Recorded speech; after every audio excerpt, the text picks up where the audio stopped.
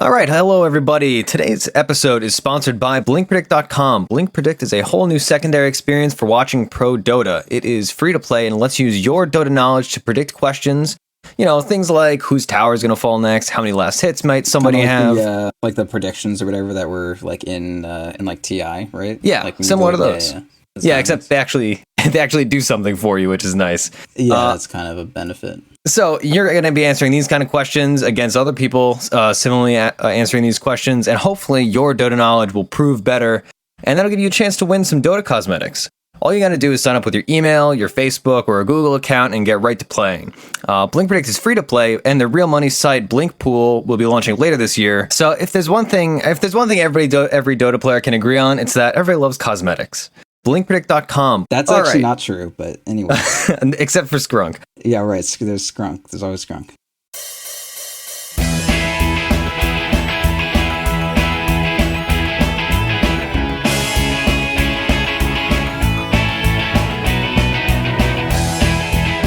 All right, so today, of course, this is Theorycraft Thursday, and we are a Dota podcast. Thursday.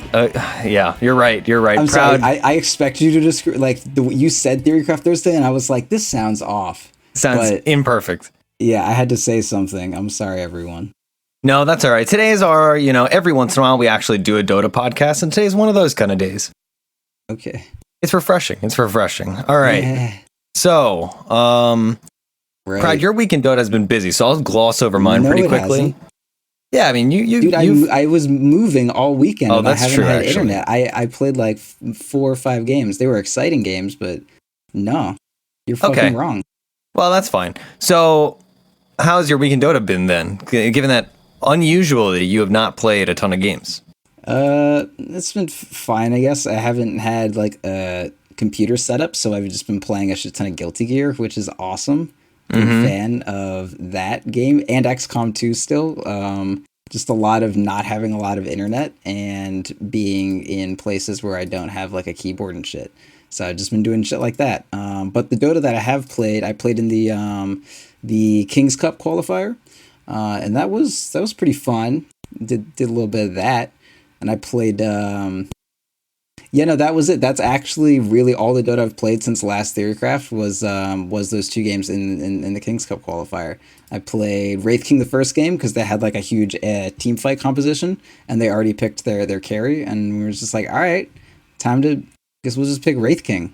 And we did, and we fucking won because I'm good at Wraith King, despite the fact you can never pick that fucking hero. I was gonna say I was watching for the first game. I watched the stream and I heard you say audibly, you're like, finally a Wraith King game, because we played Wraith King semi recently on the podcast. No, we didn't. We wanted to, but we didn't. Oh, that's what it was. Repeatedly, I was gonna say every week I'm like, well, I'll try to play Wraith King, and then I don't, because how the fuck do you play Wraith? Like, you can't get him in a game. Everyone picks their carry last. Or like, if I want to play Wraith King, like I need to get our mid to pick like 3rd or 4th or whatever. If we're second pick, fuck that. Like, 1, I need the mid to let me pick after them, and 2, I need us to be like the later pick. Maybe if we're like last pick and they pick anti-mage and then they still need to like pick a mid and invoker is not a good option or some shit like that, that'll be okay. But like, man, there's just so many things that make like, yeah, he has the talent at 25 to make AM not like, totally negate his ability to play his hero. But I mean, up till that point, man, it's a fucking sorry existence. And the buffs on him are great. It's just like, what if they pick like Juggernaut or Anti-Mage and they, jug with the Diffusal, of course, and then you're just fucking sad, or fucking PL. Like, there's a number. Or fucking OD mid. That's the other thing. It's like, all right, yeah, I'll play fucking like they can't go anti-mage, and then they pick OD, and I'm like, well, that's fucking sucks. Like, this is dumb. I hate this game. Yeah, but I got to play Wraith King games. So I'm happy. Yeah. And so that was your first game, right? I forget. See, I watched this game and I can't remember the exact team on, but specifically, you played the Wraith King against the Faceless Void, which is like one of the classic counters. Well, Wraith King is a counter to Faceless Void. Yeah. Yeah. That's what I mean, right? Yeah. So they had they had Global Silence, I'll name the heroes. They had Silencer, Earthshaker, Enigma, and Void. And we were just like, let's just get a guy who can die for free. Let's just get a guy who's gonna die. And then we, they burn 1 or 2 ultimates on me, and then, we'd fucking hook someone out of a chronosphere and have a Invoker, throw some spells from behind and Vafa on his offlane Windrunner that he's been playing. Yeah, when I was watching that game, I was like, well, they have an Invoker that's not played by Vafa, and that was just alarming. And I was like, but they have a Windranger, so that's definitely Vafa, because nobody else plays Windranger offlane. Except for that Russian streamer that flames everybody, apparently. Sure. I was just looking at my history because I remember playing a Wraith King game fairly recently, and the reason I played it was I played against Necrophos and actually also Silencer in this game. So I was like, man, I'm gonna get Necro ulted the first time and then be fine the second time, and everything will be fine. His ulti is basically as long as the cooldown is like almost as long as your reincarnation cooldown at level 1 at this point. Brad, what if Necrophos V ulted you in your first death? It made your pulling back up from death, like 30 seconds take like longer? 33 seconds instead of 3. That would be absurd. That would be so funny. Aegis fucking removed from the game. I would, Aegis as well. Oh man, that'd be amazing. Because you'd be so far out of position afterwards. Well, I mean, the fight would be over. You would come back to a desolate nuclear wasteland. That would be really funny, actually. I'm glad we got to think about that. So, and then the second game, you guys, you said it was for King's Cup, right? That's the BTS thing? Yeah, so the second game, we were against Braxis Stack, a bunch of FPL players, and Clairvoyance was there. But it was basically just a bunch of AK plus people. And we drafted Sniper last pick, and then they picked a mid that beats Sniper because there's about 50 of them. And then which one did they pick, mid, just for reference? Puck. They picked Puck. Yep, they had a drought strat. Then it was like, well, I guess I'll go mid because Sniper is not going to do anything against a Puck with Drought Aura. And then I kind of just forgot the Puck had Drought Aura, and then he just kind of crapped all over my face, and I died repeatedly, and I was like, well, this game's over. Did he do the double null thing? Because I think Drought Aura at level 1 gives double 6 or 7 damage, right? 5 to 6, depending on your starting items, mostly 5. And then Puck has pretty high. What's Puck's base damage? Isn't it like 56? 78, I think. Well, I think it's like 56 or something. And then on top of that, here, I'm going to pull it up. Yeah, we do some pull-ups. His damage at level 1 is 53 to 64. I didn't realize his range was so huge. Jesus. Wow, actually, yeah. And then you have a null and probably 3 branches. So you pull that up to 74.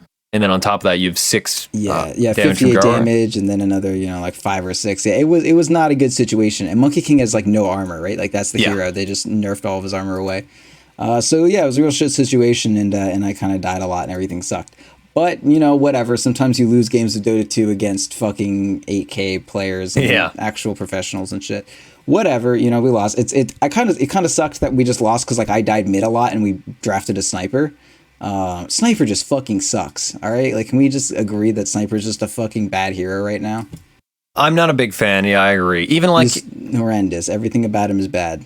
Even in those advantage situations, classically, it's they picked OD mid. Let's pick Sniper. I still am not a big advocate of Sniper. Yeah. I feel like it's one of those heroes where. I feel like it's one of those heroes where just because a hero is not great, it doesn't mean you're going to lose with the hero. The hero will still win games, but he's not winning games because the hero is good. He's winning games because people don't know how to play against Sniper and they don't know how to high ground. Yeah. That kind of makes sense. Sniper's always going to be okay for the fact that you can entropy your way into as soon as the pendulum swings over to they threw and now we high ground. You'll probably high ground just fine, but.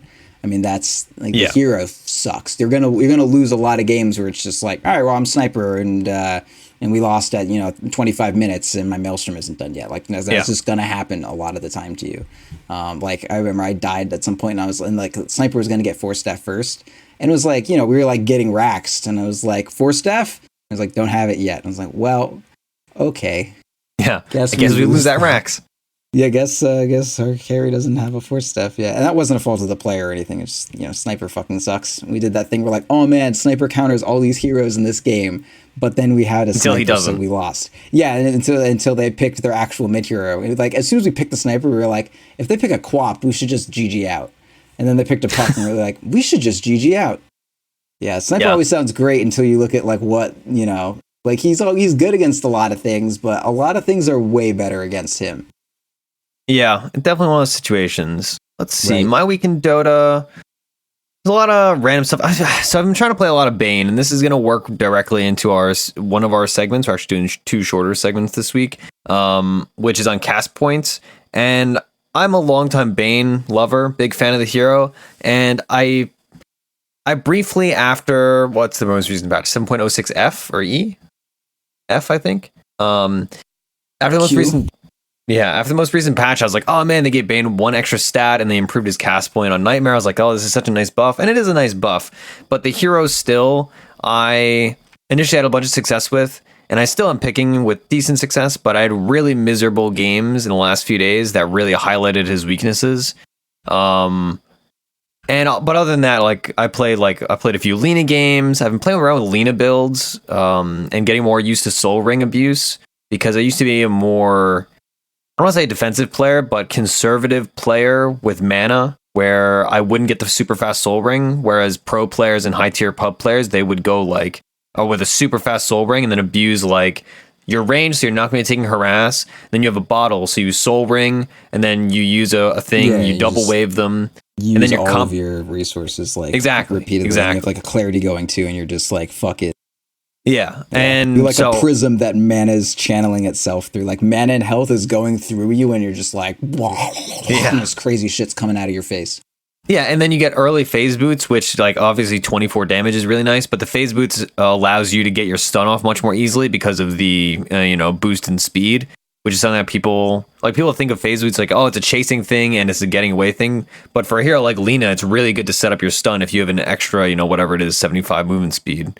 It's just a percentage, right? So 24%. So on most heroes, it's gonna be like that's like 100 or something.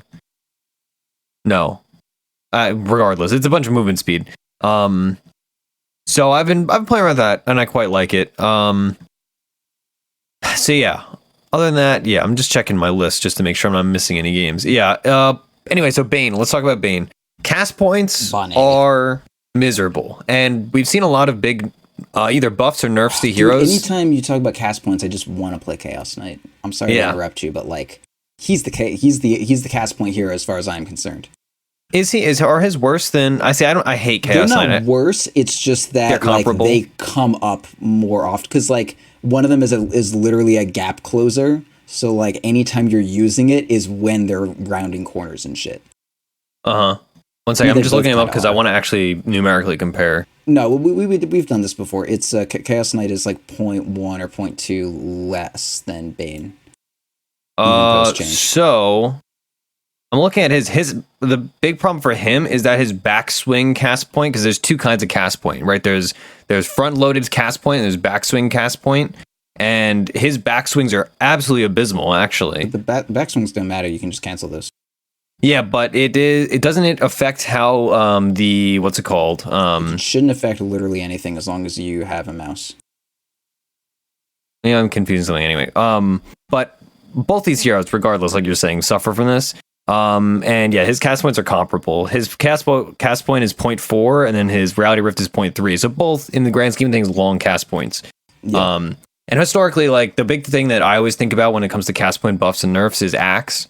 Right, you remember when Axe they changed his cast point on call from like 0.2 to 0.3, and people were like, "Oh, what a not a huge deal," and then they play him and they're like, "Wow, this sucks. This is unplayable." And then suddenly the hero was not popular anymore. What even is a cast point, Bucko? Maybe someone doesn't know. So cast point is the length of time it takes from clicking to cast a spell on somebody before the spell actually casts. So a 0.3 cast point means it takes a 30% of a second. 0.3 of a second. 0.3 even, one might say. 0.3. I was going to say a quarter, and I was like, that's not exact. It's close to a quarter, but it's basically a quarter. It's a quarter rounded up. I mean, it takes that long. That's like half the difference of the Axe change you just said was fucking absurd. So let's respect the 0.05 seconds here. Yeah. So that is how long it takes to cast the ability upon that person.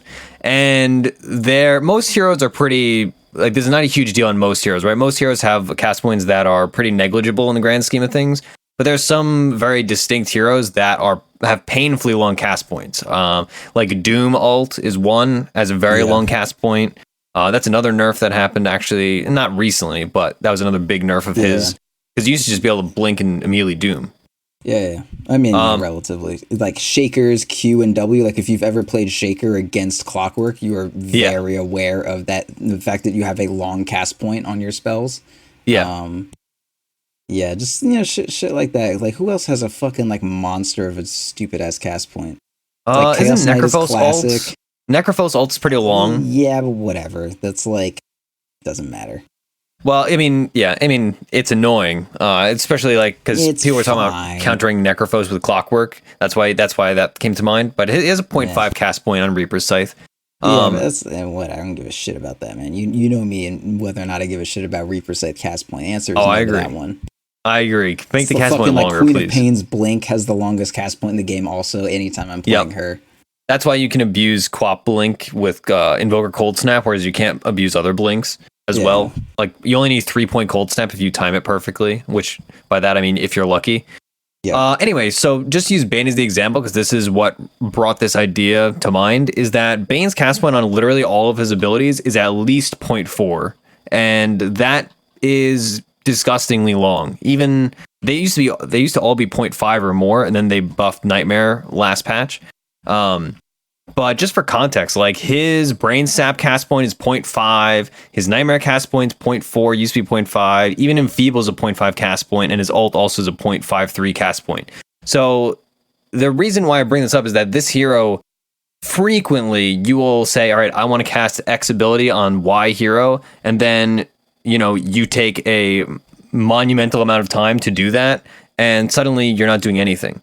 So in my sad attempts to make Bane successful in the past weeks playing this hero, it's really just been absolute pain and suffering, and all I want in my life is for Bane to be able to cast his poor, feeble abilities. No pun intended.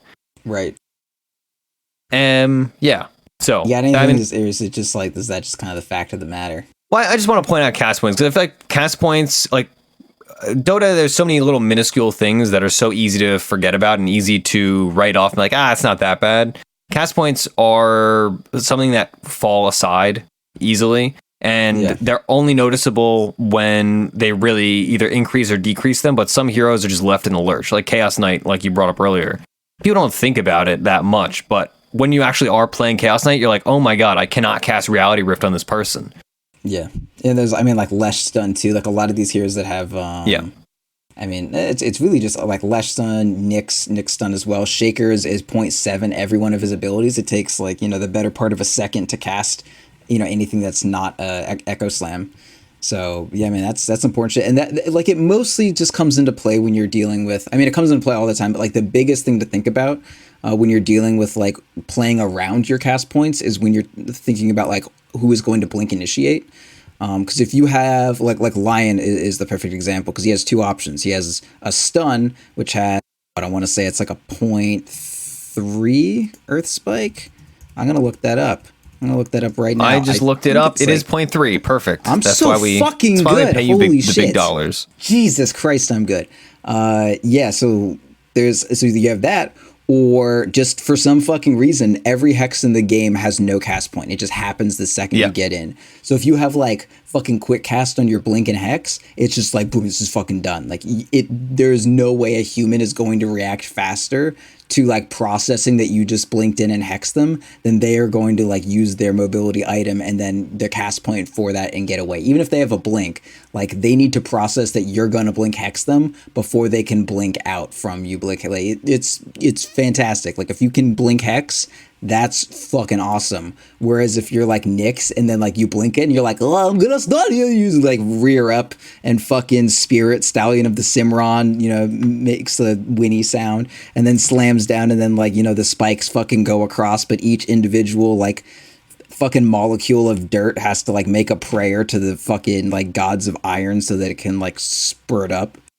But it takes time is the point.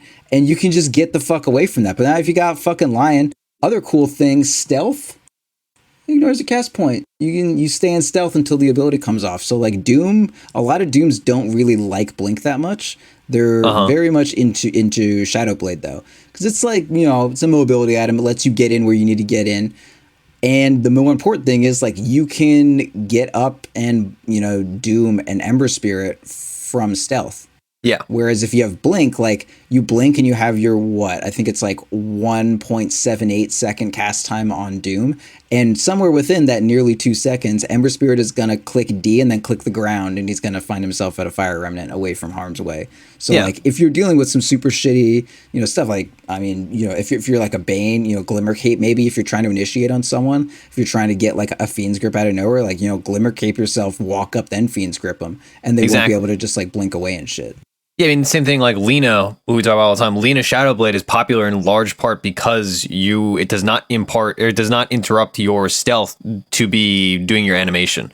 Because like the ability is not casted yet. If you're trying to stun someone, you blink and then you go like, here I go, and you do all your like fucking Power Ranger poses, and then Light Strike Array comes down. But like in the middle of your fucking like bullshit, Goku, like I just left. Yeah, exactly. So get a Shadow Blade. That way, Goku can charge up and, like you can't see it, and then like comes out of nowhere and he's fucking like screaming at you, and that's like scary. And conversely, the big advantage to Rubik ult is that he has no cast point on any ability with his ult. So back like when, 6.83, the big Leshrac patch, it was really good to be playing lots of Rubik because you were casting all his abilities that were somewhat balanced around, or in that patch imbalanced, balanced around, taking a long time to cast, specifically his stun. I would say like held at bay. They were like fucking barely like restrained. Yeah, the shackles of his cast point. Yeah. So that's a big advantage on Rubik. Severus and whatever. I don't care anymore. It's fucking stupid. So yeah, keep cast points in mind when you're thinking about heroes, or when you're trying to evade heroes and whatnot, because it gives you like a lot of time to blink out or force out, etc. All right, dude. So our other quick segment that we want to cover is what makes a hero meta. Which, when we were talking about this before the show, it's a question that I feel like there's an easy answer to and there's a correct answer to. And the easy answer is, well, they're popular, and the correct answer is much more complicated, right? That's like a stupid thing to say. It's like that would be a dumb thing to say. Well, that's why it's not the answer. It's just like the easy thing to say. Well, sure, I guess. Yeah. Okay, all right. Well, Proud, what specifically makes a hero meta? I don't know, dude. You tell me. Okay, okay, you're turning around on me. So a hero may become meta for a few different reasons, right? Like a hero becomes meta either in large part just because they are very strong at the moment, balance wise. Using some radical examples like 6.83.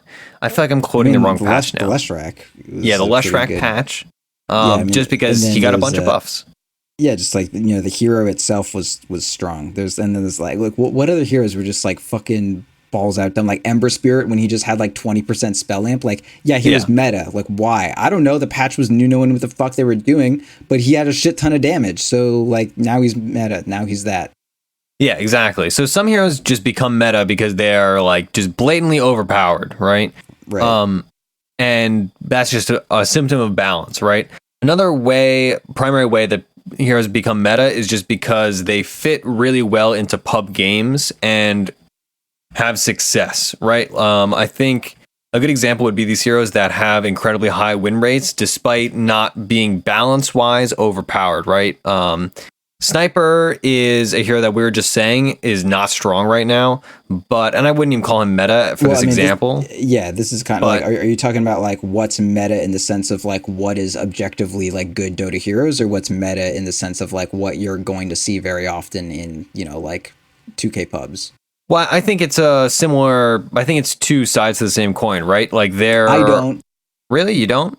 I mean, Pudge is quote unquote meta because he's picked a lot because he's fucking dopey as shit and he has a hook. I guess that's true. Yeah, some heroes are just always popular, right? Yeah, like PA is, like would be quote unquote meta, but she is absolutely not. That's very true, actually. That makes more sense. I mean, some heroes are popular because they're popular, but I wouldn't say they're meta. It's just like, for whatever fucking reason, people pick them a lot. Those are just heroes that people like, not what's meta. Like I wouldn't say.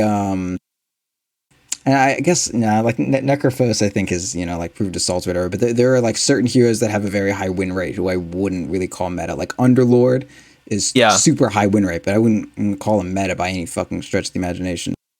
Yeah, highest pick rate over all of Dota 2 right now is fucking PA, Pudge, Invoker, and then like Sniper. None of those heroes are meta except very vaguely Invoker. I definitely wouldn't say Invoker's meta, would you? No, that's I mean I said very vaguely like he'll get picked. The other heroes will not even get picked from like people who have a very strong idea of what they're doing. I mean, Okay, I guess so. That's fair. Wait, yeah, Earthshaker has a 43% pick rate in 5K plus. Jesus Christ, I didn't. yeah. Why would you not play this hero, man? He's fucking dope, crazy Yeah. strong. Okay, I mean, I was thinking about a more complicated answer to this question, rather than some heroes are balance wise good. So Well, it is complicated. Like everything stems from there, but it's not just. I mean, okay, if me pulling out like some heroes, like they're not meta just because they're like picked a lot. That's making it uncomplicated for you. I don't know what's going on. I want you to complicate it. The whole point of this show is Yeah, well, to be I complicated. will complicate All it. right, But please. you're saying, okay, Jesus. All right, yeah. So you're right for the first part. Like, yeah, one of the things that creates a meta is just like what is fucking strong, and then the second layer of that cake is what synergizes well with what is strong, right? So like if Okay. you have a patch where like okay, there was the patch where we had Monkey King and Earth Spirit were like these wild good position fours, and Slardar was still like very good. And then there was also like Treant for part of that was like very strong. But basically, if all of the overpowered heroes are like four positions that can just get out of in the middle of nowhere and then just like kill you out of nowhere, then what is meta is going to be heroes that can respond to that very well, or heroes that just like work around it, or heroes that that like can survive that, or that sort of thing. So like I want to say overall the entire way a meta is formed in a very simplistic two-step process is like number one, you find like the baseline, like what's fucking dumb broken, and then what fits really well around that. And that's why you can end up with like so like in both these qualifier games, like we played Windrunner. We wanted to get Drow with the Windrunner, but I mean that's a whole different other thing. The other team picked Drow the second game, which totally fucked us. But the idea is that like I hear like Drow or Nature's Prophet is another perfect example. Like they're fucking amazingly good heroes. Well, not Windrunner, but Nature's Prophet specifically. It's just like dumb fucking strong. Same thing with Night Stalker. Dumb fucking strong heroes, and they're both meta, but they're never really picked together, which is kind of like a weird thing for like two of the strongest heroes in the patch to not work at all together. And the reason for that is like each one individually like is a do nothing hero, right? Like they create certain holes that in your team that you would expect their role to typically fill, like an AoE stun or some initiation or something like that. Night Stalker's not going to do it. Some team fight ulti, like anything like that. Like your 3 and your 4 normally are going to get some combination of your initiation, a team fight ulti, some AoE control, and a skirmish stun between them, ideally. Otherwise, like you have no option for a defensive support. Like you have to pick Shadow Shaman or Disruptor in certain matchups or whatever. Like you don't want those things. So like the meta is then defined by, okay, if I really want Nature's Prophet, then what's now going to be meta is fours that supply AoE stun, initiation, like a team fight, and like and all that shit. So like if Prophet is really good, the good fours are going to be the ones that provide a shit ton of control. And then if Night Stalker is really good, the good threes are going to be the threes that have lockdown that you can't just BKB out of, or that work really well around like Night Stalker having vision. And that's not going to be like very explicit.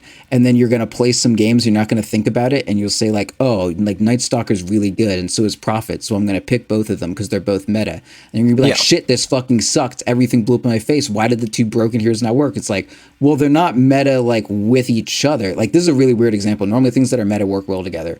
But like this is the one example where like the two broken ass heroes, or two of the broken ass heroes do not work well at all together.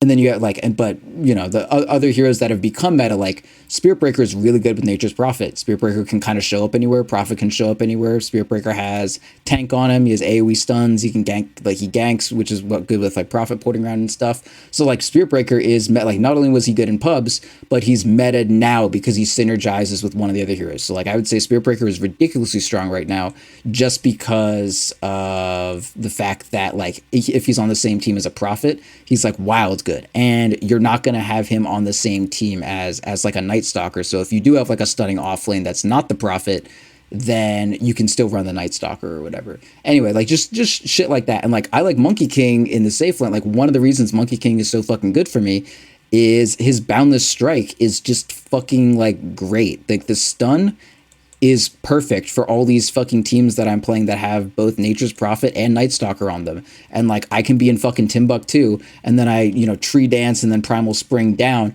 and then I stun across the fucking map to make up for the fact that they fucking use their Void to slow someone, and then they're just gonna TP out while my Prophet just like stares at them and be like, oh, I can't buy a Sheepstick yet.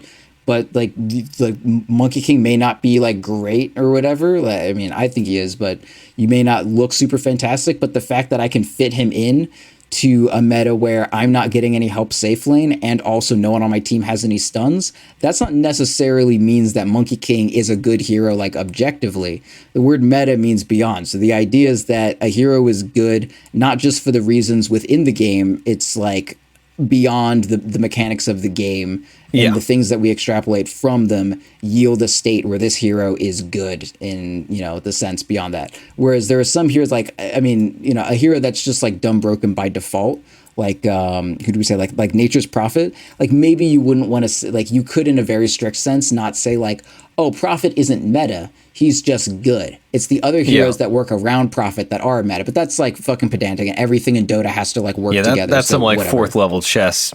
Yeah, like we're fine. Like sit the fuck down. We're good. Yeah, but no, I mean that all makes perfect sense. Like something's broken, and then other things work well with it, and then the things that don't work well with it get slowly pushed out. Now, like the fucking last time Undying was played as a 4, like just wasn't like a 4 that doesn't have a disable and is slow as like a 70-second cooldown that slowly ramps up. Are you shitting me? Like what the fuck? Last time Undying was played, it was as a 5.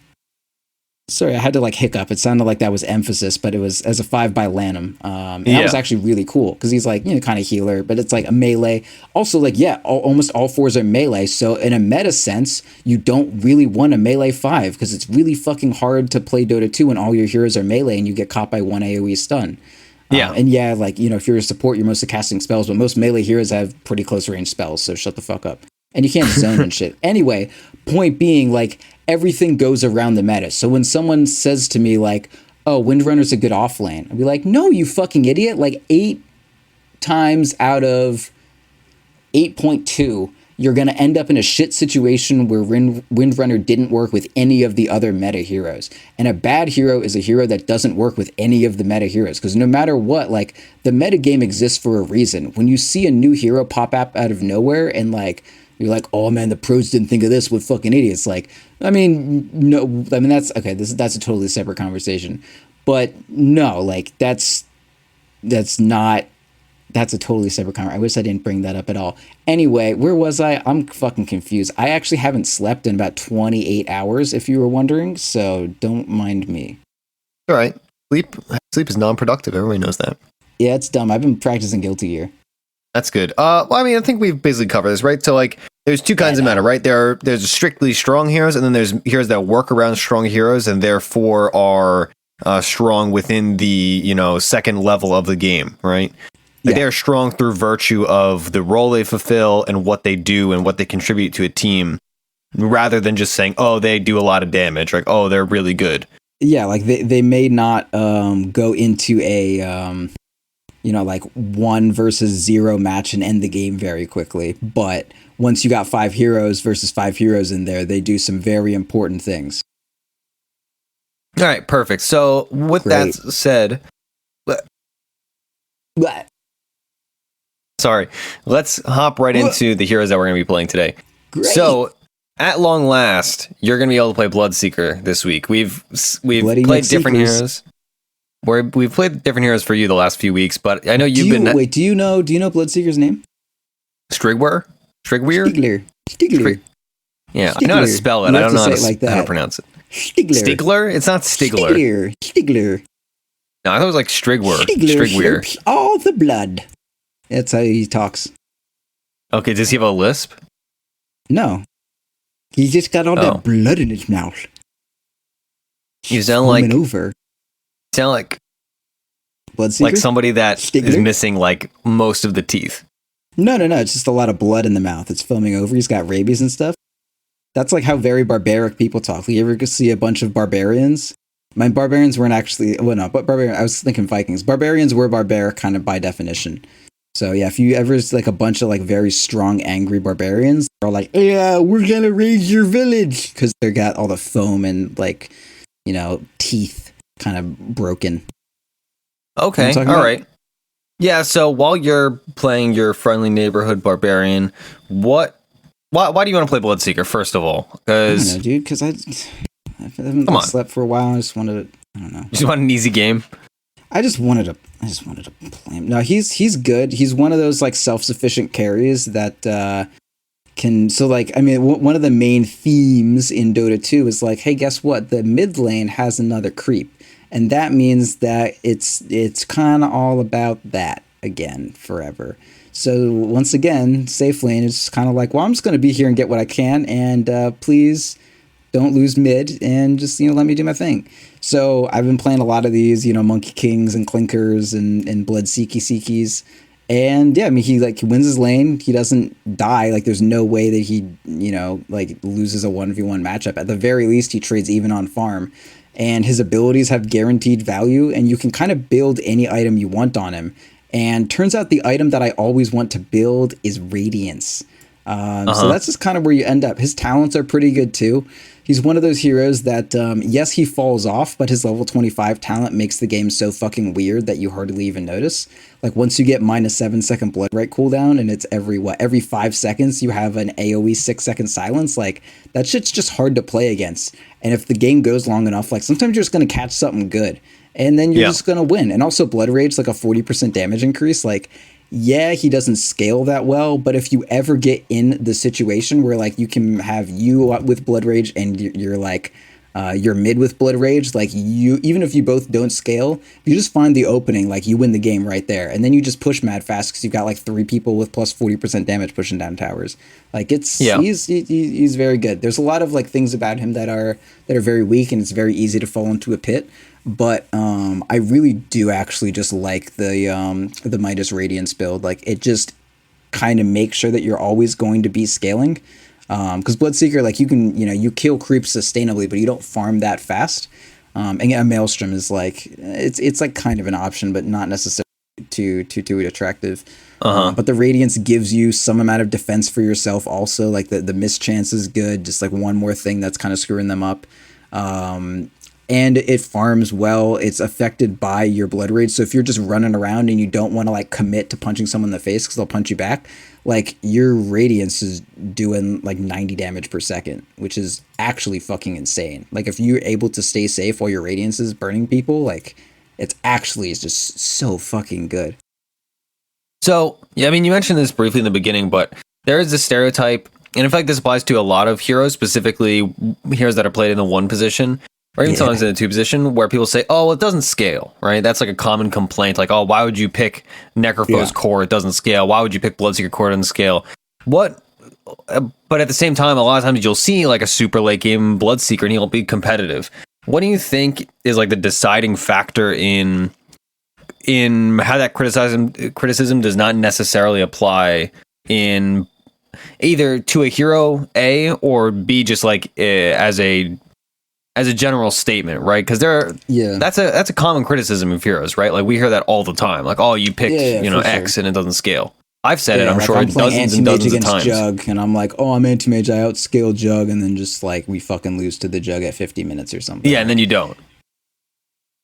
Wait, what? Oh yeah, and then you don't scale past him. I thought you were saying, and then you don't lose to the Jug, and I was like, no, you lose to the Jug. Like, don't fucking steal my scenario and change it.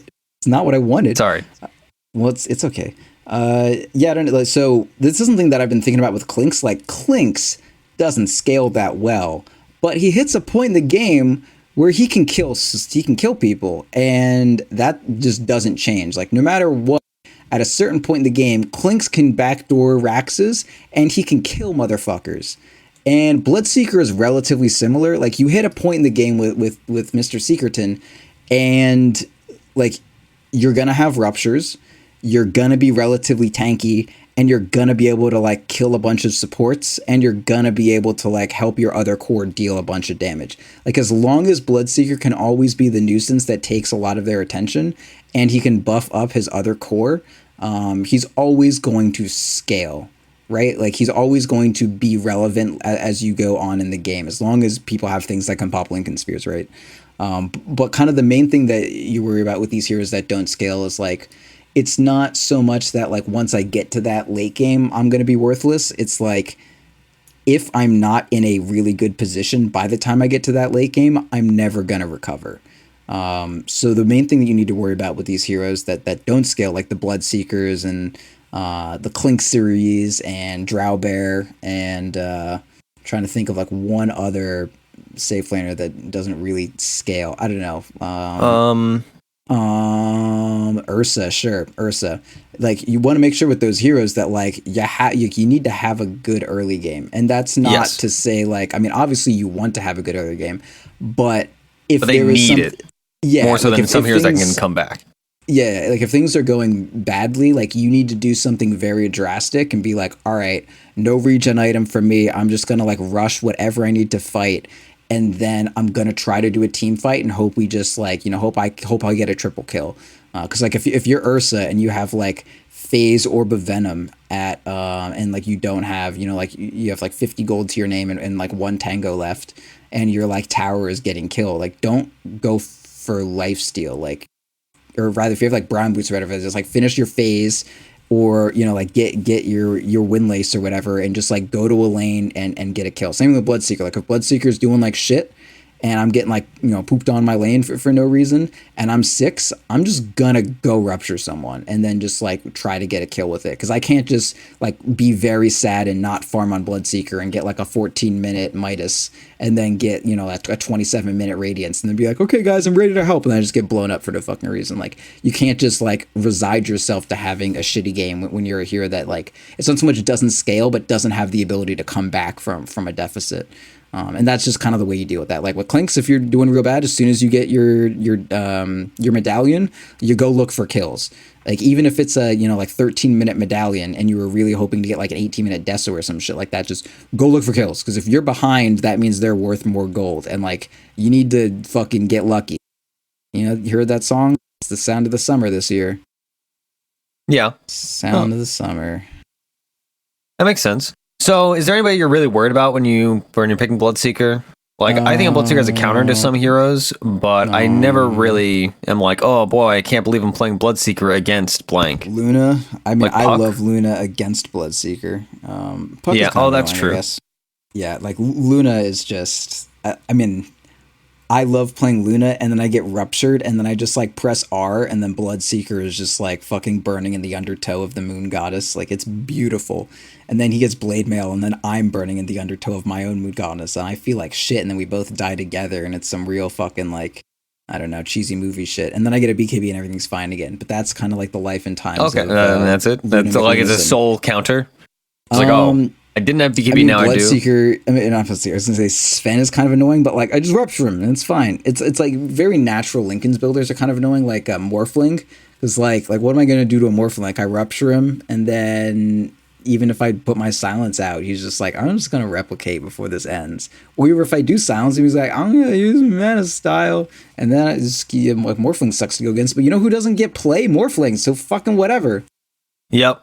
Unfortunately, I had a Morphling in a game recently. So I feel you. I definitely understand why that hero doesn't get play anymore. Yeah, I mean, I think Bloodseeker is just like really good in general, and there's not a lot that I'm super worried about.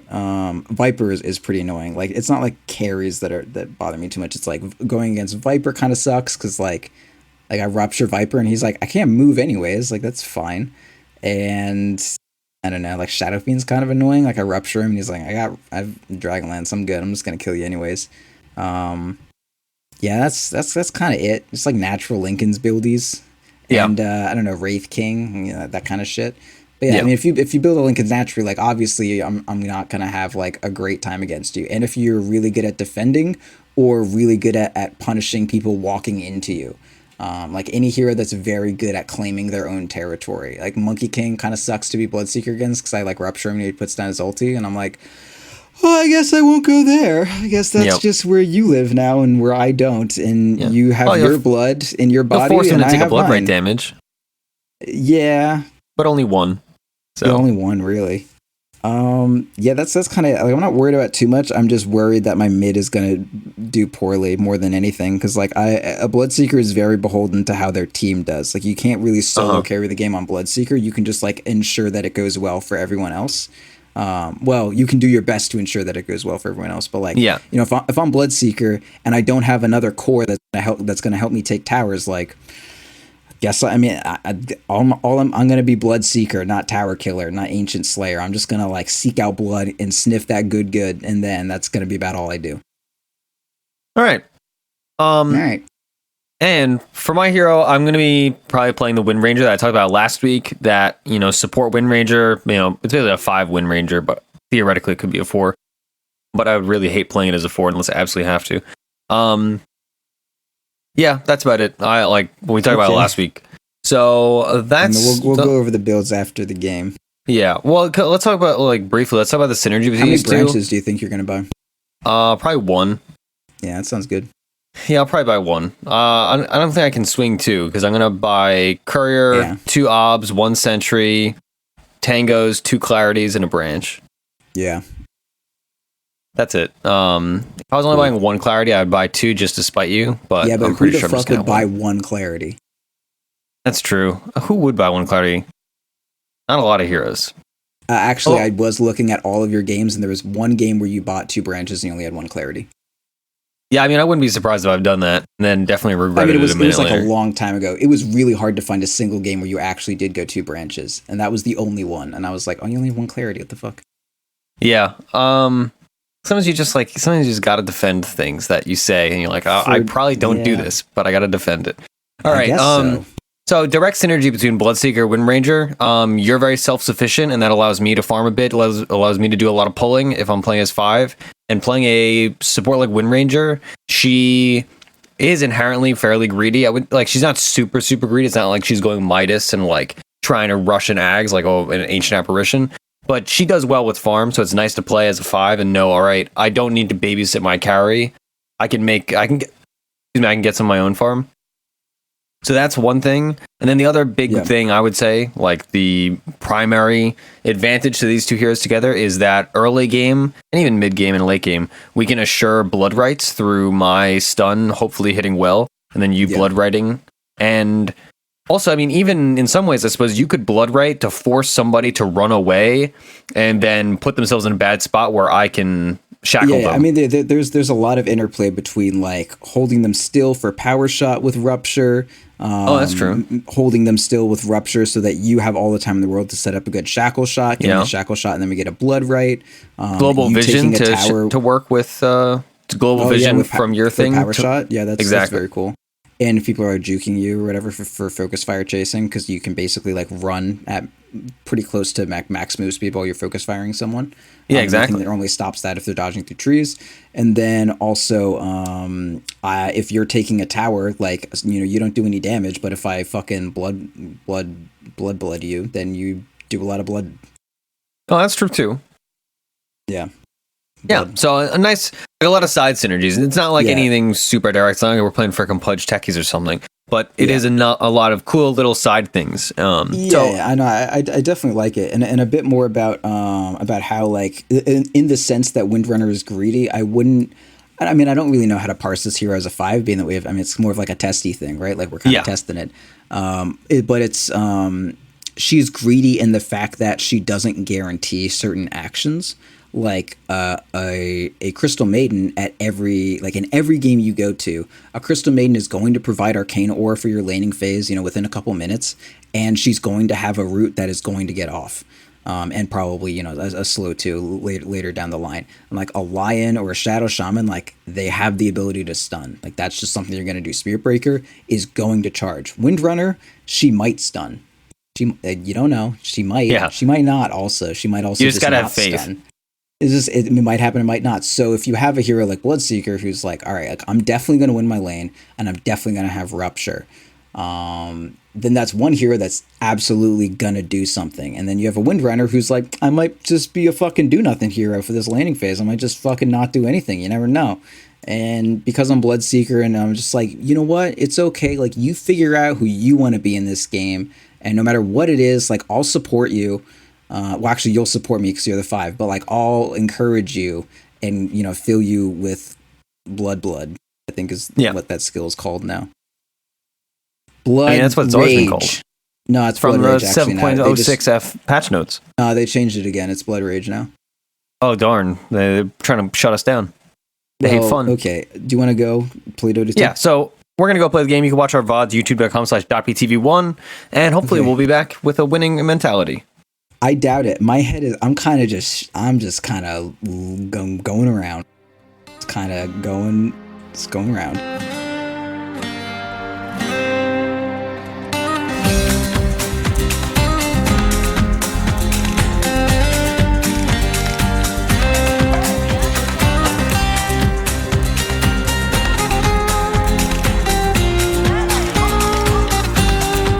All right, hello everybody. We are back. We just completed our game. It was, it was a long game. It was very long.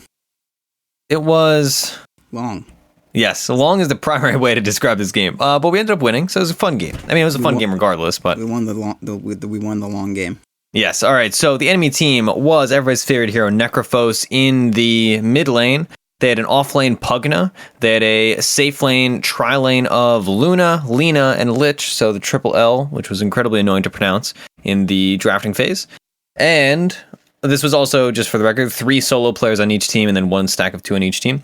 Our team had an off-lane Bristleback against the Luna, Lina, Lich lane, and we had a mid-lane Invoker, and our safe lane was a tri-lane of Bloodseeker, Windranger support, and Disruptor support. And we did a bit of roaming, but we were there pretty consistently for, what would you say, like the first 2 to 3 minutes? 3 minutes? Maybe 4? Yeah, maybe. I going towards 4 maybe just because the dude single pulled like twice.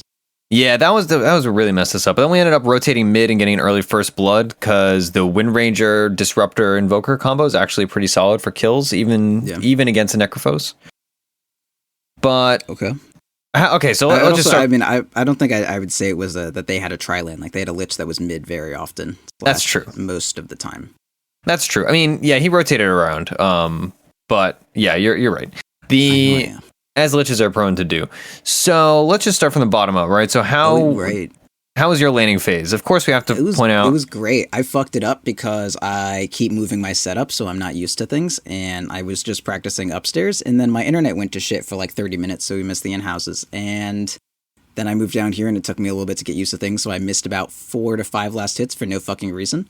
And then I got used to it, and then I got like, most, if not, most of the last hits, and then it was fine. I got like a 7-minute like boots, poor man's shield, quelling Midas. It's good stuff. It's had a good time, man. It's a good laning phase. I didn't really do a lot. I was gonna like blood rage you so you could fight the Pugna more, but then like there was miscommunication about who was gonna pull, and everyone was back and forth, and then I already blood raged myself, and then you started fighting, and I was like, well, whatever, I don't care, and I missed a bunch of last hits with it for no reason. Yeah, that's all right. I mean, I still did decent damage to him. The problem with Pugna is just like he has what, 3? Fast. He's like 315 movement speed. No, he might have like 330, right? Yeah, it's 330. Yeah, so he's 330, and he's You're started with a talking to Windlace. the man who picked out the 0.3 second cast point on Earth Spike for Lion. Like, don't even begin to question my mastery of squishy, tiny int heroes. Yes, so he was incredibly annoying to like try to zone just because he's so fast. Even once I had boots, I still had less movement speed than the guy. Yeah. But it's 335. I didn't know what the fuck I'm talking about. Oh, I was actually going to correct you and say 335, and I was like, no, I think he's actually right. But no, that's what I get for trusting you. Well, you said 315, and I was like, yeah. I did, but then you corrected to 330. Well, I was like, I think it's 335. Yeah, no, it's 335. It definitely is. I just checked with my own 2 human eyes. I'm glad. Okay, yeah, that was annoying, but like the Pugna can't really contest you, right? Like that, it was not like it was a freeform lane. Pugna would show up sometimes, and then like he'd like press Q, and like he'd do a little scurry where he's just like, woohoo! And, his like body does like he like jumps up a little bit, kind of shakes. He's like, whoa, I'm gonna do it. And then I would take like 30 damage, and then I would kill another creep, and I was just like, what happened? You trying to do something there? and then I would just like kind of run at him, and he would run away, and he would always get away. But I was just like, go away. Did you have a lot of damage frequently? Because there's a ton of fighting going on bottom. Was that like a noticeable effect on your game? I mean, I never hit the Pugna really. Like I just would run at him and tell him to go home, and he would. And like a good child, he listened. I didn't miss last hits because I had Quelling Blade and like plus 30% damage or whatever. So I didn't really notice, to be truthful. I'm sure it was great though. Yeah. So the offlane Bristleback, he was kind of going back and forth with the duo/tri lane of the enemy team, and I think he got what was it? He got a kill. Or no, he died, and then he got 2 kills, and then he died again, and then we rotated bottom and got like 3 kills. It was a very tumultuous It was a lot lane. of trading, like yeah. And it's like kind of like, okay, trading is trading, but at the same time, like it was so much chaos that the Luna was just like never free farming. So like there I sit being not contested by by a Pugna, and then Luna's just, you know, even with her aura that's giving her supports damage, and they have like a Lich securing mid, and Luna has like a nuke and it's good stuff, but Bristle is just like fucking making their day miserable, and I'm just free farming. It's a pretty good situation. Yeah. And me and Disruptor both got a decent Disruptor and I, both got a decent amount of farm in the grand scheme of things. Disruptor randomed, so he had mana boots at I want to say like 3 minutes or something. Right after we got first blood, I think he went out and got mana boots. So that helped a lot. My build, I ended up going, what did I do? I did Phase, Wand, Urn, then... Did you like Phase instead of mana boots? I mean, we had one of Disruptor, so I think you were correct to do it, but I mean, just how to feel, buddy, how to feel. I liked it. I would have gotten mana boots, like you said, if we did not have the Disruptor, like, because playing against Pugna, you kind of want to have at least one on your team. For sure, yeah, that actually, I didn't even think about that. But, and also, like, in this game, I was not really relied upon to deal damage, whereas sometimes as a support Windranger, you can kind of get away with, like, picking off their supports with, like, a lot of times, I shouldn't say a lot of times because I've only played this a few times, but previously I've gone Phase Boots and then just gone straight Solar Crest, and I can just solo kill supports and, like, squishy cores. That makes sense. Yeah, you get like a 4-second stun and you ulti them, and it's like they basically have a Deso on them, and you find damage. Yeah, so, and also, obviously, like, all the utility of Solar Crest in itself. Right. But I didn't do that this game, because between the Necrophos and the Pugna, and the Lina had a Euls, and a Lich had Lich armor, I was like, there's so much. There's no way on earth that I'm going to be solo killing anybody. Also, they were 5-manning, and we were pressuring them, like, so I didn't end up going for Solar Crest this game. And then I did, after that I went Force Staff, Diffusal Blade, Solar Crest, and then I was going Mjolnir, because I wanted to have Mjolnir against the Pugna ward, because my logic was that I could using what we learned last week, that Mjolnir is not just on attacks, it's on everything. I was like, I can just put Mjolnir on the Bristleback, and as he spams and gets hit by Pugna ward, just constantly be popping out Mjolnir charges. But I didn't end up getting to that point, because we ended the game at, what the game at 71 minutes, 30 seconds almost? Something like that. I wish I had gone... 30, yeah, I kind of wish I had gone for a blink somewhere, but honestly, yeah, I mean the force is good, but yeah, blink is also a good thing to have. The force was enough, because like the thing about the blink was they had such a hard line to push into. I was like, I can't really make aggressive blink plays per se. Yeah, the second you go in there, like, you're gonna get slowed up ridiculously, and or just get Eulsed and die. Yeah, and then Necrophos is gonna fucking like ult you before we can follow up. Yeah, so I did not go for the blink this game. I like, there were times where I wanted it, and there were times where I was very thankful that I had built other items. I'll say that much. There were so many times where like someone was just like high ground for no fucking reason, and then you managed to just like force them to safety, and I was like, thank fucking God someone had force on this team. I was gonna say this actually might be one of my most productive support force staff games in terms of forcing allies out of range of stuff. It's so good. Like I love that item, man. It's the best.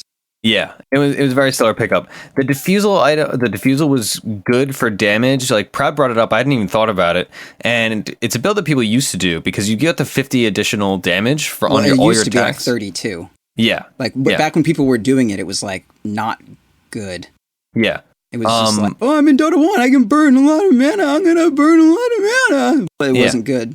And theoretically, it was like, oh, okay, well, we'll be able to diffusal off to purge off the like Pugna, Decrepify, Yeah, both and Pugna and Necro Necrophos. have Decrepify, and that like, I mean, it stops my auto attacks, and not all my damage is physical, but like Bristleback, and then Sam himself is going to try to ulti people. Like they're Invoker to some, like there was enough to kind of warrant wanting to purge that shit because I sure as shit wasn't going to buy it, and Bristle sure as fuck was not going to buy it. Yeah. However, the annoying thing that happened, and you talk about this with Monkey King and Abyssal Blade, my attack range is so much longer than the Diffusal Blade active range that it was really awkward to use because I was just generally not in range to use it on people. So I had to go forward and put myself in dangerous situations, and it was just awkward. So until the very late game, I didn't really purge anybody. And you absolutely don't want to be like, I mean, Windrunner is not like the squishiest support ever. Like she has defensive tools, but I mean, you don't want to walk into Pugna Ward. You don't want to walk closer to Necrophos to like take just like ambient damage. There's a fucking Chain Frost that could be bouncing around the second you get out of position. Like it was definitely not like getting an item that put you closer to the fight. I don't think was ideal. I'm not sure if there was a better option than Deso, because the whole time I was like, or not Deso, Diffusal. I was like, I kind of want you to just have like a pipe, but we already had one on Bristle. But like, I mean, there was no defense. I mean, Glimmer, I guess, would have been a really good thing to go. I thought of that. That was actually my first item that I was building, and then I was like, I really need a Force first, and then after that, I was like, we already have one, and if we already have, I mean, I think just like Lincoln's or Lotus, like you did, is probably the way to go. Like, I think that's really good. I was thinking Lincoln's as well, but I ended up doing Lotus just because the pieces were a little easier to build, and we had double Lotus, which was really effective. And we had Aegis so much that reflecting is more important than blocking, honestly, at that point. Yeah, so basically the flow of this game is that we took a few key fights fairly early, and then we took racks. We should do that. I just sometimes I feel like you just gloss over the fact that I gave you my lane and like really allowed you to catapult forward. I was actually looking. You were behind a level on the Disruptor, and like you were behind a level on the Lena, and as soon as I left, 3 minutes later, you're ahead of you're a level up on them like the entire rest of the game. Yeah, no, that was super important actually. Let's talk a little bit about that. So, at what point did you decide to leave to say like, "Hey Sam, come take my lane"? Yeah, so I had my Midas done. I had my Rupture up, and my treads were pretty much done, and like I had items kind of en route, and I think I had. Did I just die? I'm actually like kind of going through the game right now. Let's see. Yeah, so I've left at this point. Yeah, and I've actually like 2 deaths at this point. It was a very unfortunate game for a Bloodseeker boy such as myself. But yeah, it was just kind of like things weren't like the best in that lane, and there's no like I don't have a Bassi. There's no way I'm gonna push against this Pugna. Like all that's happening is I'm pushing into lane, farming a camp, pushing into lane, and like I farm fast, and you don't do anything, and there's nothing to do on the map right now. Like there's no obvious objectives. Our safe lane can't push. Bloodseeker is like not Bloodseeker.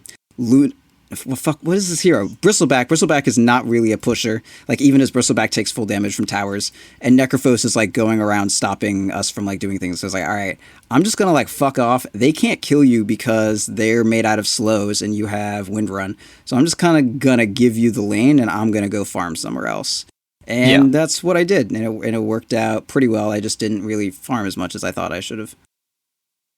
Yeah, no, it definitely it helped me because I think when I started taking the lane, I had, I want to say, either Magic Stick or Magic Wand, a Raindrop, and Brown Boots. Yeah. I had Phase? Okay. Yeah, you had Phase at this point. Yeah, you were like level 4 at 9 minutes. Like, you were doing pretty decently. Yeah, then we got that kill on Necrophos when he was in the trees. That was great. Yeah, and then we fed him 2 kills. Or maybe that was after that. No, that was like, that was pretty bad, though. But yeah, no, this was the exact time when we fed him 2 kills. Yeah, we didn't get the kill. We just fucking died. I was going to say, that was pretty bad. Yeah, that was very bad. But the nice thing about that was that allowed me to farm, get my levels, like you said. I did not get ult at 6. I believe I got another point in my stun at 6, and I got ult at like 8. That's good. Like your ult on support Windranger, even core Windranger, some people skip it at 6 and they get it at like 8 because they want to have longer shackle times. I personally disagree with that. I usually get it at 6 anyway, but that's neither here nor there. If you're mid and you're going to take the enemy mid tower, it's definitely good to get it 6. But there are situations where, man, this fucking Bristle sucks. Yeah, he did a lot of dumb things. He's like at 2 health, and he's just like walking forward. What are you doing, bucko? Stop it. Anyway. But yeah, that got me my urn, and that gave me the XP and all that I needed to then start roaming back around and be fairly effective. In the mid game, we just took a bunch of decent fights. We also took a couple bad fights, but we took our first lane of Rax. Like we pretty handily took map control. Would you say that? Like fairly early? Yeah, I would say so. And a big part of that was like me giving you the lane. Because like the way that Dota works for the most part in terms of pushing lanes is like one hero, unless they're like wildly stronger or they counter the other hero, one hero cannot take a tower against one other hero unless they're going to like tank it. At least for tier 1's early game. That just is never going to happen. So if I identify like, okay, I can't trade, like if I'm in a lane, I'm just trading like my presence for Pugna's, and I have like an ulti and I'm level 8.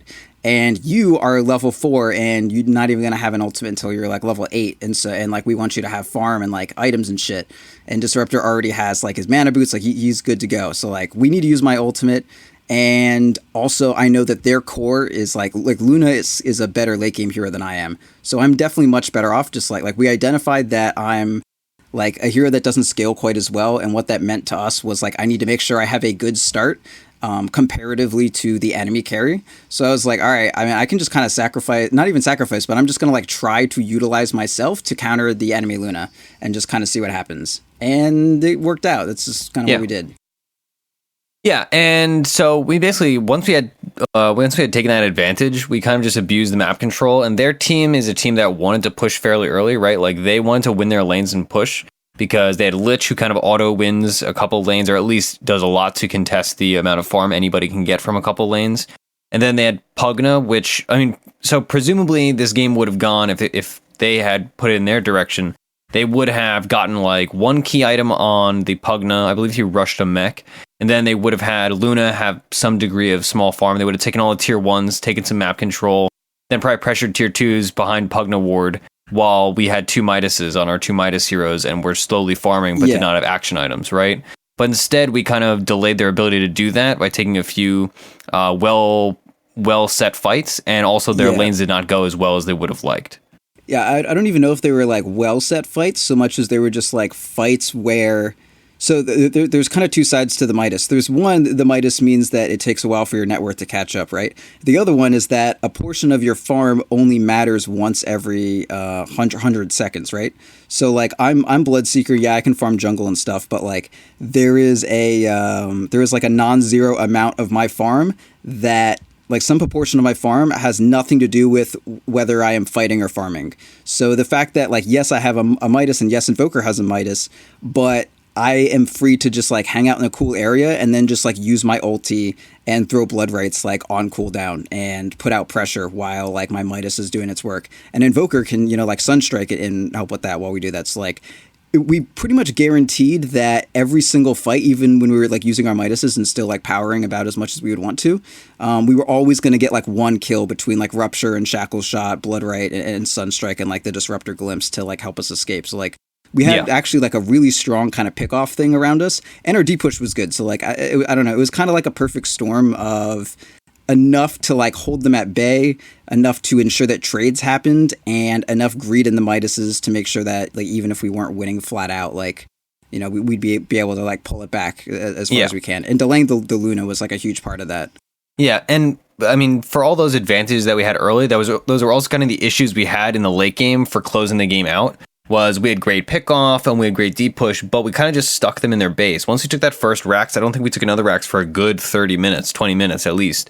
Yeah. And we just did not have the opportunities to catch them out per se because they were very evasive and tanky just in general. Yeah. Like the Necrophos would be out or the Luna would be sending illusions. And also we weren't super coordinated in our ability to try to get pick-offs. So like we were very kind of around the map. Bristleback was usually dead. It's true. But eventually we just kind of horsed around until we found an opportunity and took it. We our third Roche, I want to say. Kitey kind of stuff and like just made the fights very strange and then, went into them when like after we had, our items were like very slowly taking effect in those fights and eventually we kind of got it together. Basically, every fight we lost was to a big Lich ult, and every fight we won was because Lich did not get a big ult. Like, the Lich ults were absolutely catastrophic. I think that might be literally true if you watch this replay. Like, every single fight we lose, Lich gets some ult that kills at least two of us. Okay, I literally did just watch a fight where the Lich used an ulti and it hit you once and then someone else once at like the Radiant jungle at like 15 minutes, and then it ended, and then we lost the fight. I mean, it was a bad ulti, but we lost the fight. So I mean, it just kind of sounds like you're full of shit right now. That's fair. I mean, but that's your fault. It is. You're undermining your own podcast, dude. No, that's actually undermining your co-host. I hadn't really thought about that. You're trying to fight for superiority on the Teach Me Tuesday show. That's actually one of It's going to become very adversarial. More adversarial than usual. Right. Yeah, that's we'll expect more angry emails. We should do a Teach Me Tuesday where it's just like both of us, and I teach you one segment and you teach me one segment, and then we just argue the whole time. That sounds like really good. That'll be when we do another Switcheroo week for a Patreon week or whatever. Yeah. That's what will end up happening. Yeah, you can teach me how to carry, and I'll teach you how to support. That's actually sounds fucking fun. Man, I can't wait. Okay, all right. So anything like item build wise, because I feel like talking about what we did as the game goes on is going to be mostly dependent upon like talking about our items. I guess I should talk about my build more than because mine was kind of just random. Like you even said in this game just before we go into your stuff, because mine's much quicker. You even said like there's just no Windrunner item in this game. Like everything was just kind of awkward to get. It was like, well, I want to have like a diffusal, but I want to have a blink, but I don't want to have a blink. I want to have, so it's just kind of like I build a bunch of utility we can say stuff. With certainty that the force was correct. Oh yeah. But I mean, that's that's definitely 1000% the item on Windranger virtually every single game. Also, should you have gotten an urn? Like if you went like, no, I guess you have health regen for yourself through your. I had an urn. Force staff. You did. Oh, that was my first item. No wonder I just thought of it. It's like fucking staring me in the face. Okay, the urn was huge. You should have mentioned that. You didn't fucking mention the urn. I definitely did. I said, I farmed top. You did. I said I farmed top when you seeded me lane, and I bought an urn. Yeah, the urn was big. I was focused on you saying you didn't have phase when in fact you did. It's just like I hate lies in my podcast. That's fair. I love lies in my podcast. That's like my favorite thing about podcasting. Okay, that actually explains a lot because I didn't. But now that I know that you do, it's like I don't know. I just feel kind of awkward. Oh, it's great. Dude, you get to a lot of thousands of people in like the space of one audio segment. It's very empowering. But yeah, the urn was big. I mean, urn's big just in general. If your team does not have like a healing hero or is like a high kill intensity game, like Bloodseeker, a best healer in the game. Well, yeah, that's true.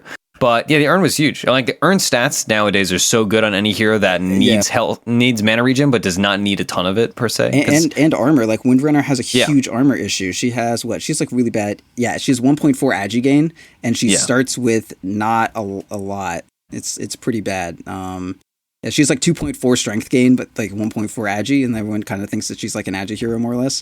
Yeah. Anyway, Windrunner has like shit attack speed and shit armor. So I definitely have the urn on her. That's really good. Like I definitely wouldn't go support Windrunner without the urn there. Yeah, it was kind of impulse buy, but now I definitely will be buying it every game I play support Windranger, unless like for some weird reason I like somebody else is building it, I guess. Yeah, like a Pudka. Okay, so let's talk about you. What was your exact item path and why? Remember that shackle you got on the Windrunner as the Windrunner on the Lina on like in mid lane on like a creep? Yeah, and then that was a really sick blood rated on top of it, and we just like easy kill. It was good stuff. Yeah, I just saw that happen. Man, watch the VOD. It was actually a pretty decent game. Or at least skim it. It was 70 something minutes. What'd you do? It was indeed. What do you like talent wise on her? Like I'm sure you're going the 4 mana regen, but like what after that? So in this game, I did, like I said, 4 mana regen. I do that literally every single game. Never don't do that. Like the wind run slow is nice, but where the fuck is your mana gonna come from? Like maybe if you go mana boots, you're allowed to do that. Yeah, I was gonna say maybe that, but even then, like, because eventually you're gonna probably like disassemble those for something else. So and like, what are you doing with wind run slow as a support? Like, you gonna fucking walk up to like their supports and slow? Like, you'll just get nuked and die. Get out of there. I used it to chase once, like, Lich was running away, so I force-staffed on top of him, and then wind ran so that he'd get slowed. But yeah, that's such a niche thing, I would almost never pick it. What if you had, like, 4 mana the entire game and you just, like, farmed a sheep stick with it? Yeah, exactly. So yeah, I went 4 mana regen. At 15, I went for 20 int, because you're generally either... I like the 20 int. Like, Windranger's super mobile in that she has burst mobility, especially with the Force Staff, where it's like, all right, you enter a fight with your phase boots, right? Then you use a couple abilities, you're staying on the periphery, shooting power shots, and then you need to get away, so you use your wind run, and you're doing that kind of burst movement from place to place. You're not doing a lot of sustained movement. And so I didn't feel the need to get movement speed. Also, I already had phase boots and a force staff and all that stuff. So like, I could see if you went like the mana boots, like once again, if you went the mana boots, you wouldn't need the int quite as much, and you wouldn't it's have 20 the phase damage boots, so too. maybe the 40 move speed. Yeah, it's the 2% damage. I'm kind of talking about the arcane boots more or less as like a way less right-clicky Windrunner. Like you'll get a right-click item at some point, but it's like much more utility-oriented than kind of what you were like afforded to do with the Disruptor having a ton of gold plus me seating you the lane. Yeah, but yeah, absolutely. I definitely say like a big part of the Windrunner is like kind of like I almost want to say like kind of like a CM, like it's very good, but you need it to give it space. But instead of giving it space to jungle, it's like give it space to like take the lane for a little bit. Like you don't need much, but as long as you get your 10 at a decent time and you can like spam power shot, like you're gonna scale. But if you get level 10 at like 20 minutes and you're like, level 5 at 11 minutes into the game, or level 5 at 13 minutes or something, like it's not going to be that great. Like you need the max power shot and you need the max shackle shot, and then you're like a mad good hero. But I think like the longer that takes, the more and more completely underwhelming the hero will be. Yeah, and so at 20, I generally pick Windrun grants invisibility when I'm playing core Windranger, but in this game I definitely 1000% chose 120 power shot damage, in large part for deep push, and then the other side of it is, you're deep pushing, but at the same time you're farming, and you can, if you position yourself well, you can farm 2 camps at once on Windranger when you're jungling, or at least prime the second camp for you to go there and finish the creeps off. In most positions, you can hit at least 2 camps. I don't know if you can do 3 camps anymore in any of the spots, but I don't think so. It helps a lot for farm speed, and also just damage wise. Their team was pretty good against physical damage, and they were pretty bad against magic damage. And we didn't have a lot of magic damage outside of the Invoker. Yeah, they were like going in ethereal and shit the whole time. Oh hey, we had we had me, man. I was fucking all the magic damage you need. Yeah, that's true. But yeah, so I like the power shot damage for this, and honestly, the Windrun grants invisibility talent. I've been getting that whenever I play core Windranger, and I like it, but I feel like it makes me do dumb things. Like I feel like I use it thinking that the cooldown is lower when it in fact is not. Yeah, and then you use it to like get in somewhere, and then you're like, I wish I could get out with Windrun right now. Yeah, or like normally because you're using Windrun to like escape a fight and then come back in like a few seconds later most of the time normally. Kind of like when you have that invis, it like lulls you into this sense where you're like, oh, I'll just like move left instead of moving back. Yeah, and you're like, oh, I'll be fine, and then you're not fine, or like you don't use the units full in an RPG, and the second you're invisible, they're just like, well, that's fine, and then they leave, and then you're just like, I'm good, I'll just kind of do this again, and then they just fucking kill you. Yeah, so honestly, I might start taking power shot damage more often, unless I'm like carrying super hard and it's really good. Really dominant. Also, I do like getting because like people build the way that they're. This is weird to phrase. People plan their builds around whether or not they're like going to need certain items down the line, and like people really don't think like, all right, at 40 minutes I'm going to need to start carrying dust for Windrunner. Like that's never crossed into someone's mind. So if you do get that later when we don't have anyone with invis, that's good. But like, I mean, we already had an invoker, so it's not like you would have had like 3 lives where they're just like, why don't we have detection? And then they're all putting it off because they don't want to fucking buy detection for a 5 position Windrunner. And on top of that, like we were sieging their base regularly, especially by that point. I probably already had 1 rack, so like it was not super useful. Yeah, it might be useful if I was like had a blink and I was like blink in on a pick off and then invis out or something. I don't know. Like I mean, it's good talent. Invis in and blink out, maybe. I don't know. Well, it's like it's a good talent, but I feel like the power shot damage, like more consistent. I almost want to say it keeps your power shot viable, but it's more like, I don't know, just the number of ways that turns into like effective value in the game is, I don't know. There's just like a lot of ways that gets like unmanageable. Like as soon as you have like a 9-second cooldown and of like a 540 damage power shot plus your spell amp, I looked at it, it's about 580 damage. Like that's like nearly a 600 damage nuke just kind of coming out of everywhere. That's like fucking wild. Yeah, like every 9 seconds to the first thing you hit damage nuke.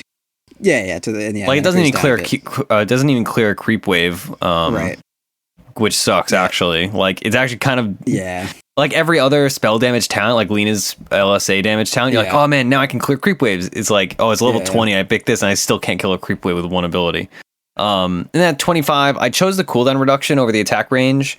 Just I feel like if you're playing support every sure. single game, you should do that. If you're playing core, I would probably go for attack range. That being said, I could also. I'm not sure. Yeah, I could see. Probably. I don't know.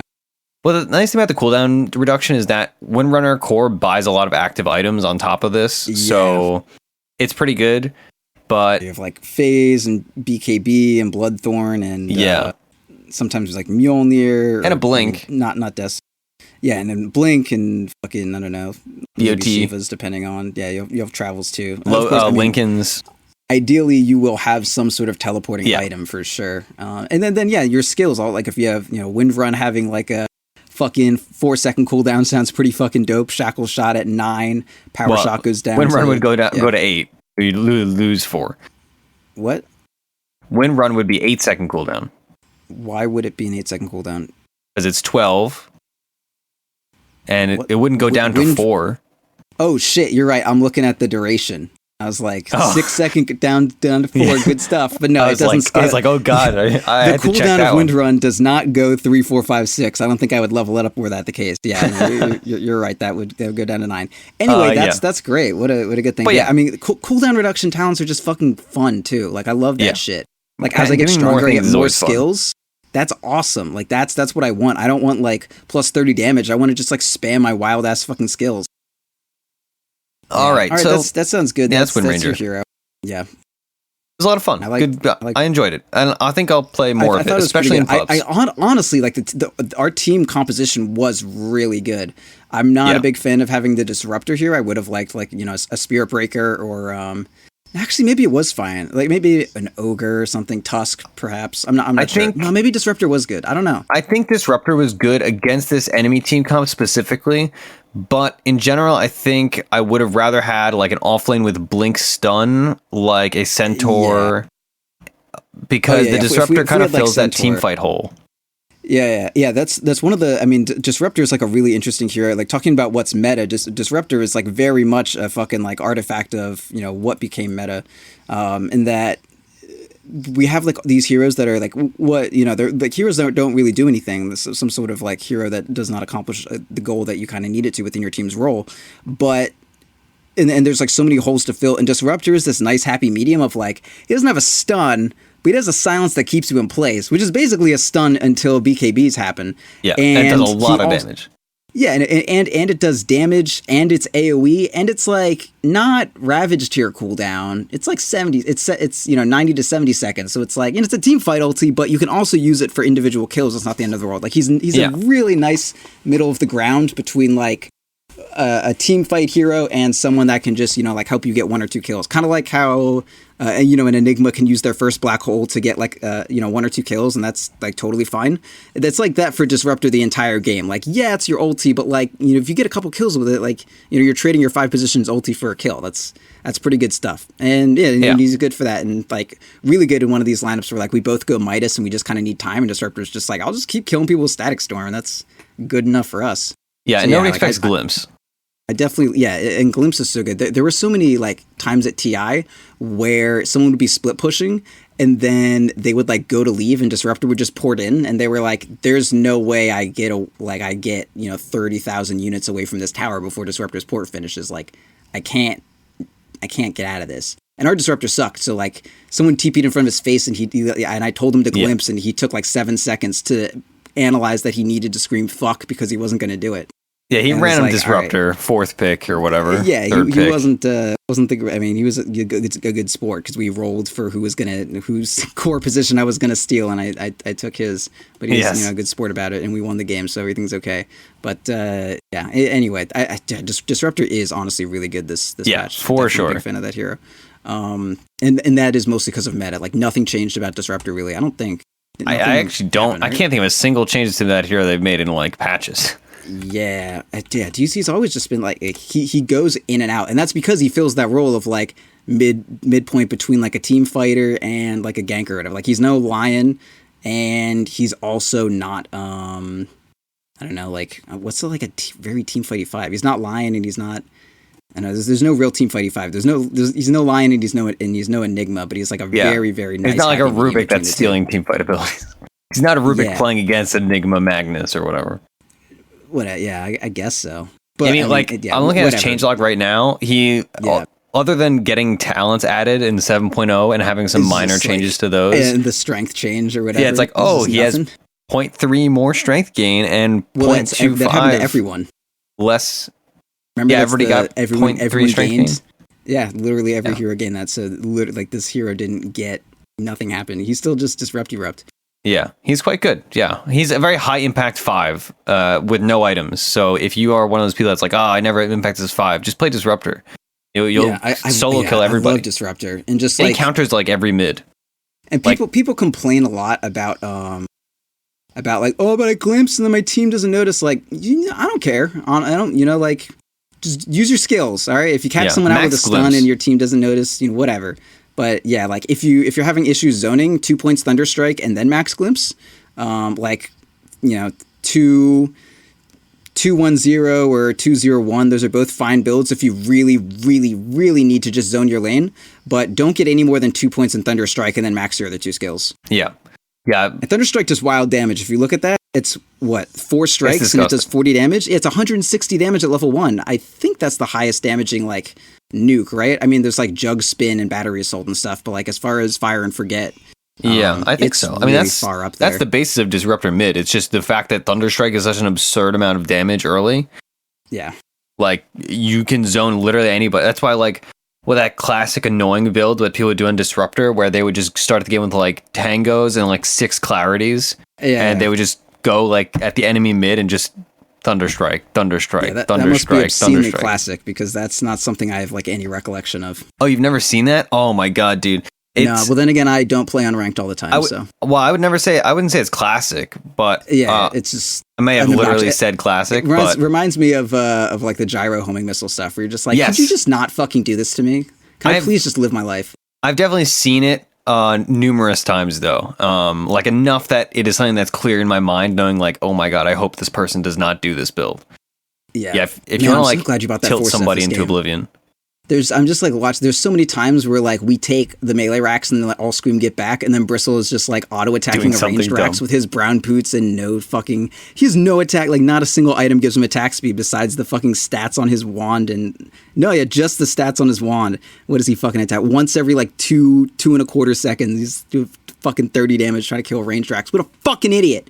It's not great. Yeah, the game is really good. Can I talk about my hero now? Because I feel like that's important. All right, so I just did my my laning thing, and I really, really like the Midas on Bloodseeker.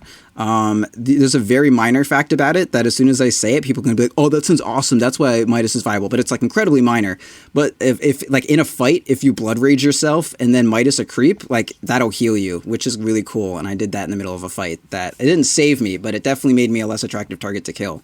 It's fucking 25% of something's health, and I did a creep, so that's like, at least couple at least 125. It probably was up to like, like 100, 170 or 150 or something like that. Anyway, cool shit.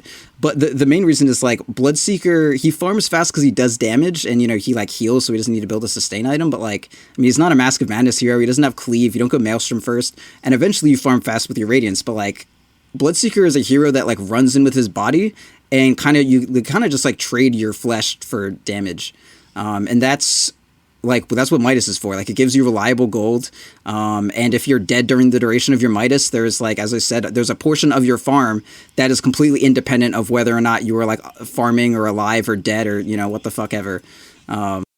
So I definitely like the Midas for that, and it ensures that you get item progression as you're dying. So like, as I was trading my life with this Luna nonstop, like I've got reliable gold this whole time, and like unless I die with my Midas up, which I did a couple times, which is just like shitty play on my part.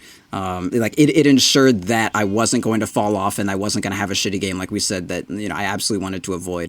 Like, you're playing Bloodseeker, you need to make sure that you don't have like a real shit game, and if you do get a 7-minute Midas, even though I was like. I was like 2 and 4 or something at some point in this game, like really fucking sucked for like a safe lane Bloodseeker that had like free farm. But I managed to just get my farm anyway because of that. And as soon as I stopped dying and I hunkered down for a little bit and I had my nice little base of gold, and then after we got like one fight, I was like, all right, got space to farm, finished up my Radiance real quick, and it was a grand old time. And I felt like I was behind the entire game. Like, you kept saying like, oh, your Radiance is only a little bit behind the Necro, and I was like, no, it's really far. It's like really far behind, and it just sucks. But I was like ahead on net worth the whole time because it turns out Midas is like expensive. And then as soon as I got to the point where like it was, paying for itself / I sold it, I was like fucking like wild ahead. And I was hardly farming. I was just like killing everyone. And the levels helps him. Like his fucking talents are good too, dude. He gets 225 health at 10 and you get plus 75 blood rate damage. That's like modified by your blood rage. Like 75 damage on a nuke is like, sounds good. But then you realize it's pure damage and blood rate does like 240 damage base or some shit like that. And so it's like a 240. Yeah, adding 75 to a 240 damage nuke is like, holy shit. I don't know. It's like adding fucking like 120 or some shit. And more like 100 damage to like a regular nuke, which is a lot. And then it's pure damage and it's AoE. And then that's multiplied by my fucking 40% blood rage. Like it's super good. It's wild strong. So I'm just like throwing out like crazy AoE nukes and shit. And then I make it to it. The only other item I bought besides, I got like the Midas, and then I bought a Windlace. I really like Windlace on this hero, and I fucking hate S and Y because like the entire mechanic behind Bloodseeker is that he has a kind of low move speed, but you get Thirst, which is a percentage modification of your move speed. Mm-hmm. So like if Thirst is popped up, I get like fucking like plus 1,000% move speed. So if I have like if I have 300 move speed and then I gain another like 20. My Thirst is changing that plus 20 that I got into like, plus 3,000 move speed. If I have, 300 move speed and I get an S and Y, I mean, obviously I'll have boots, but if I have 300 and I get S and Y, what that gets me to plus like, is S and Y that's like 16, right? Whatever 16 times 3 is. That's 64, right? Yeah, wait. No, it's 54. Is it? Yeah, 48. Probably. Holy shit. 48. Yeah, yes. We don't do math, okay. all right? We play Dota. It's 48. Fuck, whatever. This game sucks. It's all the same. Numbers are fake. Doing math is hard. So when you get that, like it adds, like 48 move speed, and it does that 16% movement speed from S and Y. Sorry. Right. Sorry. Yeah. What the fuck? Yeah. Times 300. Times 300. So yeah, it adds. It adds a decent amount of move speed. It's like 4,000 gold for something that doesn't actually synergize with Thirst at all. Like the percentage bonus doesn't matter. It's like Thirst gets you up to like 3 million %, and that doesn't affect S and Y's calculation at all. S and Y just cares about your base. Thirst modifying it doesn't fucking matter. Yeah. So I just got like a Windlace, and then I was like pretty fast for a large portion of the game, and it improves my farm speed faster or a bit more than the Quelling Blade does. So I just kind of like changed that over, and that way I could like get to fights and still be using my Midas and do stuff like that. And then I just went for the Radiance, and kind of the entire way that I played was I would just like rupture people and drop blood rate. And then I would just like keep blood rage on myself and just hang out near the edges of fights. Cause Radiance does 60 damage and plus like 40% of that. That's a pretty good amount, man. Yeah. It's like a pretty good amount. Like 80 damage. Yeah, no, I mean it was stellar. I've seen different builds on Bloodseeker with similar degrees of success, so but I do like this. Like you were just a force to be reckoned with. Like you were just a hassle all the time. Yeah. Like they kept it was just like honestly, I can't even like reconcile how good it felt. Just like I would just be near the fights and I would just like circle it like a fucking wolf. And the second that like one of my blood rates hit someone or someone was like fucked by my rupture and there was like an opening, I would just like, all right, time to go. And then I would go like get the kill and then I would back up again and just keep burning people for like 90 a second, just like running super fast on the outskirts. It was great. That's how you play the hero. I mean, I got a Lincoln's afterwards so that Necrophos couldn't just like beat the shit out of me. Then I just got a BKB because I was like, I mean, this entire hero, I'm just like blood raging myself, and then I just need to not die after I do that. And it worked. I would fucking blood rage myself, and then blood rage catapults and shit while we were sieging. Blood rage Sam when he was ulting someone. Just doing whatever. Not blood raging our bristleback ever because that would be bad. It's good. It's a good time. I definitely didn't use Blood Rage as well as I could have.